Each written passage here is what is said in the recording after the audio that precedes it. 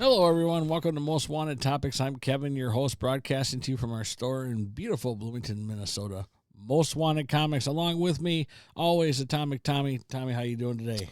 Pretty good. Nothing to complain about. That's awesome. You know what? I am super happy because this is always my favorite time of year. We start coming into the holiday season, and we're out of Halloween. We're out of October. I hate the month of October. Personal reasons more than Halloween. But anyway, I don't like the month of October. I like it in the holiday season. But that does beg the debate.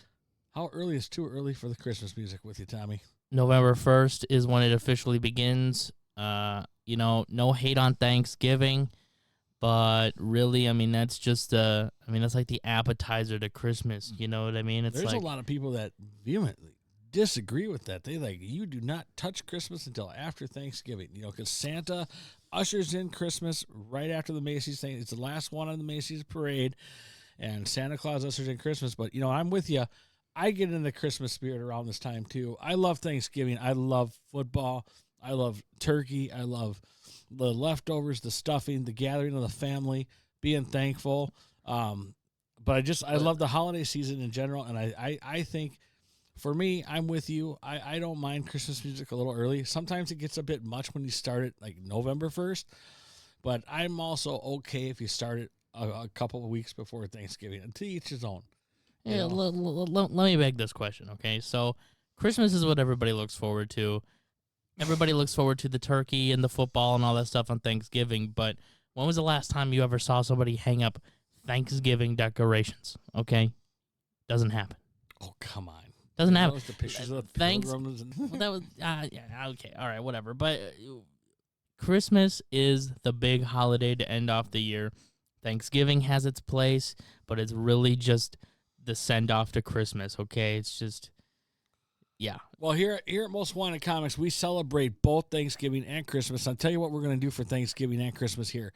Most Wanted Comics believes in the community. We love giving back to the community. And November 8th, this week, we start our food drive to help those families in need and are hungry. And we're going to feed some people this month, Tommy. We are going to have our food drive, our Stuff a Long Box campaign. Bring in non-perishable food items. We're going to stuff a long box. We're going to help some hungry families out at Veep, and we got some great prizes to give away. All you got to do is come into our store, drop off some non-perishable food items for Veep into our long boxes, and then you get to register for some great prizes we're giving away. All right, we're gonna have CDC slabs to give away. We're gonna have some unopened packages and some cards to give away. Boy, we got some. I'm not gonna reveal all of them. You just have to come to the store, see for yourself. But we got some fun prizes to give away for the people that participate in this drive. It's a non-purchase necessary. You don't even have to give, but we prefer that you do drop something in to register for the prizes.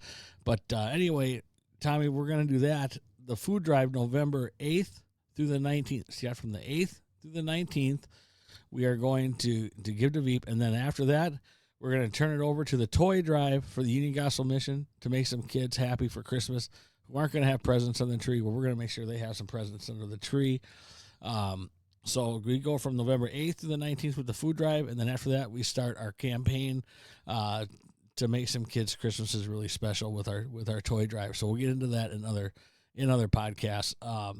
So Tommy, let's go and check back with you on what came out last week and your takes on it and what we have to look forward to on Wednesday. Yeah, so I picked a couple of books last week that came out to mention here, and that one of them, Ultimate Universe #1. I've praised Jonathan Hickman in the past, and I'm going to do it again because I love Jonathan Hickman. He's a great writer, and this is no exception. I know that there's still a lot of general skepticism and general sort of, I don't know about that kind of a feeling about the Ultimate Universe coming back still out there, but I've been enjoying it. I don't really have a dog in that fight, so I loved Ultimate Universe #1. I thought it was really good. I love all the characters in it. I think all the characters are really cool. Like the Iron Lad being like Tony Stark being Iron Lad, and the sort of the new Doctor Doom and all of the Thor. Thor was really cool in this one. It was really good. It was a really good issue. I'm not gonna get too much into spoilers on that. Doctor Doom isn't isn't your usual Doctor Doom. So You still baking pretty cool. potatoes? I don't think this version is. No, this isn't. This is Ultimate Doctor Doom. This is different. Gotcha. What else do we have? Well, the other book that I picked is the Return of Superman, the 30th anniversary. DC is. I'm really slowing down. I don't read a lot of DC anymore, but local superstar Dan Jurgens did write a couple of the short stories in this one, so I figured I had to give it a read. And it was good. I can't complain. We take Dan Jurgens for granted here. He is really talented, and that's on display here in this book. And he's still yet to come into our store. Dan, if you're out there, Most Wanted Comics, 9919 Lindale Avenue, South Bloomington. We're not too far from you, buddy. Come on out and say hi. We do respect we've said this time and time again, we respect all our artists, but we take them for granted sometimes because we're just so lucky to have so many talented people in Minnesota. Burnham, Jurgens, Gleason, Tom Nguyen. The list goes on. I'm sorry, I'm drawing a blank right now, but we have so many people in Minnesota. Dave Wheeler, okay, local creator. We have so many talented local indie creators. We have so many talented published pros. Benjamin Percy, another one. So all these people are coming to my mind as we think about it. So Dan Jurgens, all these people come to my mind. And we are so lucky to have them. I mean, if you live in Minnesota, you have a Dan Jurgens autograph because he's been to all the major cons here in Minnesota. And it's amazing how the guy's an icon. Doug Mankey, another Minnesota guy. So anyway, we're blessed with all the people we have in Minnesota, the Twin Cities area. So, anyway, what do we have to look forward to coming out next week? Well, this Wednesday, coming out this week. I think the big one that a lot of people are looking forward to is Punisher #1. A whole new Punisher, a whole new guy. Fingers crossed, don't wreck him. There's a lot of, again, skepticism around that. Touching a character like the Punisher and changing him and all that kind of stuff is definitely a questionable move, I think, on Marvel's part. I mean, right now it's a gamble. It's it's more than a gamble. I mean, they're playing. It could go really wrong really quickly for them and could do a lot of damage, not only to, the character and the character's mythos, but also just the larger franchise. It could really hurt them if this goes south. He's a staple of the vigilante comic book, and boy, I don't know. It was one of my. Everybody knows who knows me that Ghost Rider and Punisher are my two go-tos for comics, and those are my characters. And boy, you're taking. Don't mess with Frank Castle, man. No. Well, we'll see how it plays out. I don't think they've. I don't know. They've done. They're not all. They don't have a lot to prove in the sense that they've made this kind of stuff work in the past. They've pulled out new characters, new versions, and actually ended up making them really good. So, we are being skeptical, but really, we've seen them pull this off before. So let's hope it's good because I'm really nervous about it. We'll have to wait till we're 2 days away from seeing what happens. All right, we'll see what happens with the Punisher #1 when it comes out. Yep.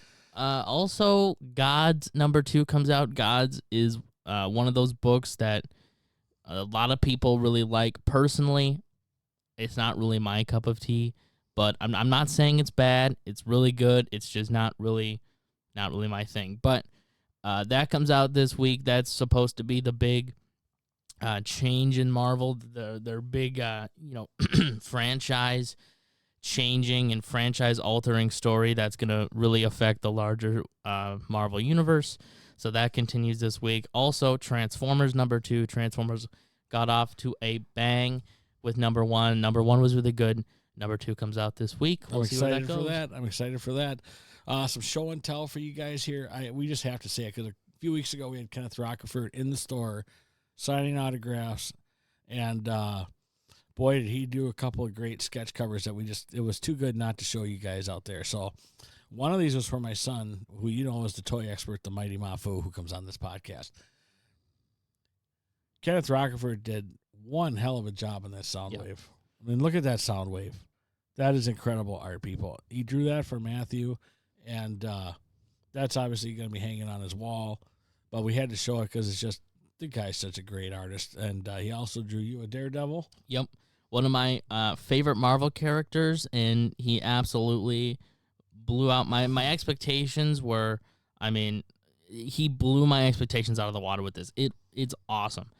He's one of the greats, man. His art is honestly unrivaled today. Like I don't think I can think of a single artist in modern Marvel and DC comics that rivals Kenneth Rocafort's ability. The style is just phenomenal. Yeah. I mean, it's so detailed, and let me tell you this. I mean, it's a confident draw. Yeah. I mean, it is. It's